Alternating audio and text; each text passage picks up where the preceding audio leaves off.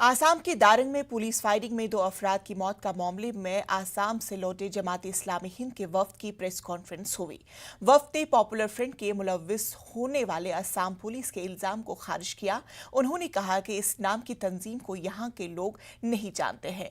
दूसरी तरफ जमात इस्लामी हिंद के अमीर सईद सादतुल्लाह हुसैनी ने कहा कि आसाम की पुलिस की कार्रवाई गैर इंसानी है। इन्हदामी कार्रवाई से पहले छत छुपाने की जगह देना हुकूमत की जिम्मेदारी है। जमात इस्लामी हिंद का डेलीगेशन असम से वापस आया है और कई तरह के सवाल उठाए। हमारे साथ है अमीर हसन साहब। हसन साहब, आप लोगों ने ख़ास तौर पर यह कहा कि ऑर्गेनाइज फार्मिंग वहाँ पर होने वाली है, लेकिन 1% हिस्से पर ही वहाँ के लोग आज़ाद हैं। क्या ये मामला आपने असम के सीएम के सामने उठाया था? हाँ, हमने तो उनके सामने उठाया था कि ज़मीन तो बहुत बड़ी है। उन्हीं के मुताबिक हमारे पास मेजरमेंट नहीं है। सीएम ने कहा कि 25,000 एकड़ ज़मीन है और हम इसमें एक नया प्रोजेक्ट कोई अलग किस्म का ऑर्गेनाइज फार्मिंग शुरू करना चाहते हैं, इसलिए हमें ज़मीन चाहिए थी, हम इसलिए खाली किए। और ये लोग वहाँ पहले से जो इल्लीगली ऑक्यूपाइड हैं, तो हमने उनसे यही कहा कि ठीक है, इल्लीगली ऑक्यूपाइड हो भी तो उसका एक प्रोसेस है, उस प्रोसेस को आप लोगों ने फॉलो नहीं किया।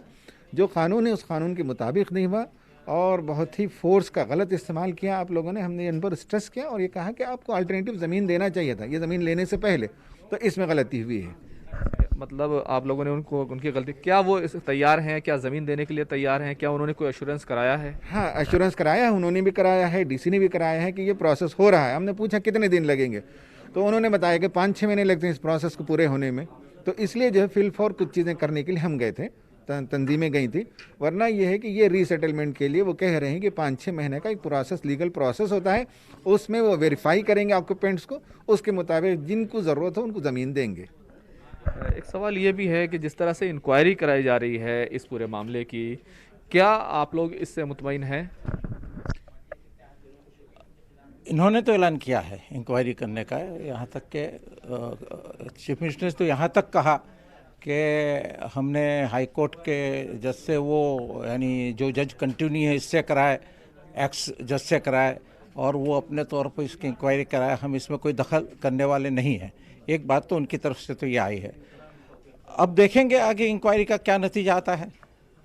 यानी न तो हम आज इस कंडीशन में ये कह सकते हैं कि उनकी इंक्वायरी जो होगी वो पूरी तरह से यानी कोई इसके बगैर होगी, या ये कह सकते हैं, नहीं कह सकते कि इंक्वायरी पूरी तरह से जस्टिफाई कर सकेंगे ऐसी होगी।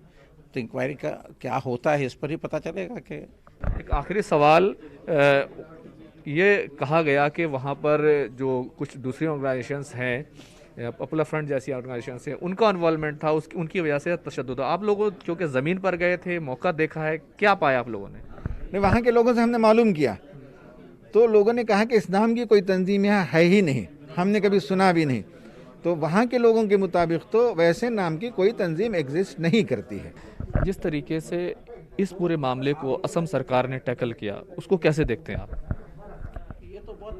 बहरहाल इसको तो हम बहुत गलत तरीक़ा समझते हैं और उस पर हमने अपने शदीद प्रोटेस्ट को वहाँ पे दर्ज कराया है। हमारे डेलीगेशन ने अपना प्रोटेस्ट दर्ज कराया है।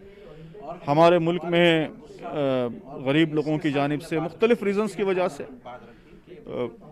अपने घरों से निकल जाना और फिर सरकारी ज़मीनों पे सेटल होना, ये कोई नई बात नहीं है। मुल्क में हर शहर में स्लम एरियाज बने हुए हैं और अगर वहाँ किसी वजह से इवैक्यूएट करने की नौबत आती है तो उसका प्रोसीजर वेल डिफाइंड है। सुप्रीम कोर्ट के लॉज मौजूद हैं, गवर्नमेंट के लॉज मौजूद हैं और गाइडलाइंस मौजूद हैं।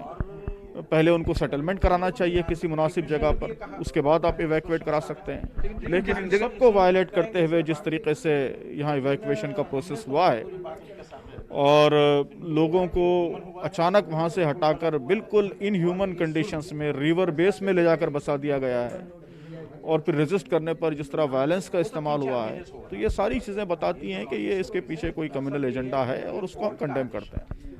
जिस तरीके से सरकार वहाँ पर एक ऑर्गेनाइज फार्मिंग का प्रोजेक्ट लेकर आई है और सरकार कह रही है कि हम तो बेहतर करना चाहते हैं ताकि रोज़गार पैदा हो, तमाम चीज़ें हों।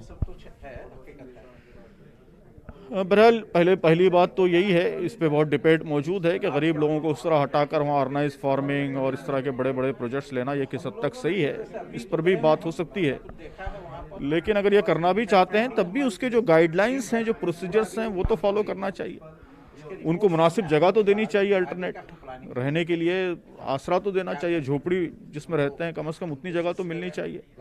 वहाँ आप अचानक आएंगे और पुलिस का फोर्स इस्तेमाल करके, वायलेंस इस्तेमाल करके 900,000 ख़ानदानों को उजाड़ देंगे, तो ये तो जाहिर है कि कोई भी हुकूमत अपने शहरियों के साथ ऐसा सलूक नहीं कर सकती। क्या आप मानते हैं कि ये सिर्फ एक एजेंडे के तहत हुआ क्योंकि बहुत सारे लोग थे, उनको अचानक से हटा दिया गया? बहरहाल जो हुआ है वो गलत हुआ है। अब उसके पीछे क्या मोटिवेशन था, क्या एजेंडा था, इस पे तो अलग अलग बातें हो सकती हैं, उस पर हम फिलहाल तबसरा नहीं करना चाहते, लेकिन ये कि ये गलत हुआ है और इसको सबको मिलकर कंडेम करना चाहिए। कैमरामैन फिरोज वानी के साथ खुर्रम शहजाद, न्यूज़ 18 दिल्ली। आईएएस